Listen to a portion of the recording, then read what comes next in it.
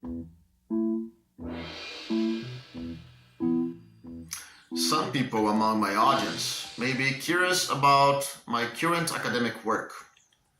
I am glad to share that my latest article is now in its final editorial phase for publication in Tópicos, Mexico, a high-quality journal ranked by Simago.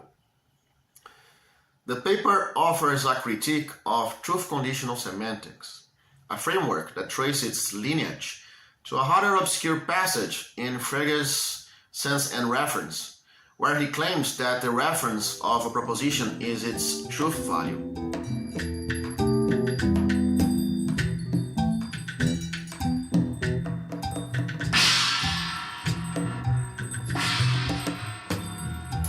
What began as a logical insight became the cornerstone of compositional semantics. Yet at its core, the idea conceals a far deeper and, one could say, metaphysical inspiration. It was Kant's insight that the semantic success of a representation, whether the map truly connects mind and object, is mysteriously intertwined with the epistemic success of judgment, whether the conditions that support a proposition are sufficiently distinct from those that support its contradiction.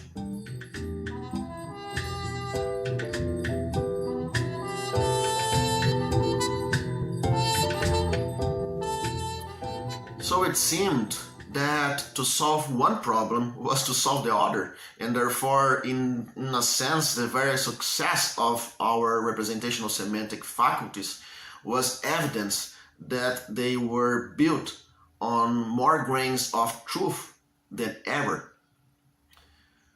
Perhaps this is the cleanest version of the refutation of Hume's skepticism to have survived academic fatigue. By the mid-20th century, the constellation of assumptions built around this idea had become so deeply entrenched that it resurfaced in Davidson, Putnam, and Brandom.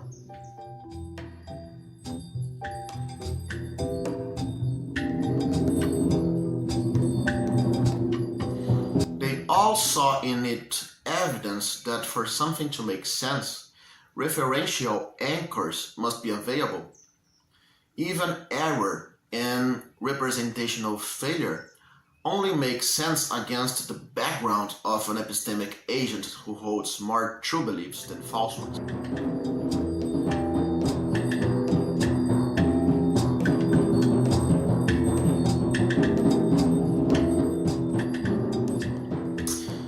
And now comes the trouble. Because from a cognitive science perspective, this judo move against skepticism has some extraordinary philosophical implications. It suggests that since truth is the only reliable parameter even for explaining representational failure, the same error correction trajectory that guides the learning of a language, even at its most basic associative levels, would mirror the same rule that guides scientific theory revision, the structural elimination of falsity within our web of beliefs. In other words, learning a language would already be a preliminary path toward the very process of scientific self-awareness. My article argues that this is an exotic and ultimately unjustified consequence, a hidden metaphysics embedded in the otherwise empiricist ambitions of truth-conditional semantics. There is a second, stranger thing happening in this argument. It makes the kind of higher-order content required for social agreement depend not on regular dictionaries or set theoretical mappings, but on agreement in judgment, the kind of agreement we find in political or ethical questions like gun control or public finance. Wittgenstein saw this strangeness and chose to keep it. Well, maybe we should too. but not without asking first. How does social normative consensus arise? And how much influence does it have in shaping what we call analytic or even necessary truth? If this kind of topic interests you, stay tuned.